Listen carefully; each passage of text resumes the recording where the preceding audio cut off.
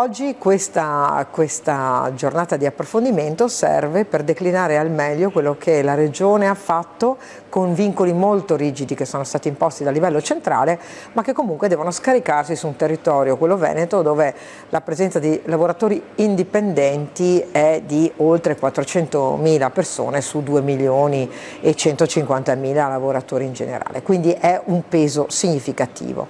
C'è da dire anche che quando parliamo di incrocio tra la domanda e l'offerta di lavoro oggi si parla di qualcosa di ancora più complicato. Moltissimi sono i giovani che non sono in un percorso di formazione o di istruzione, dall'altra parte gli studi, il mondo delle libere professioni cerca di avere migliori collaboratori. Il percorso di accompagnamento deve essere figlio di questo incontro tra le politiche pubbliche che la Regione mette in campo, le tante risorse che ovviamente sono state destinate, ma soprattutto il ruolo da protagonista del mondo delle libere professioni.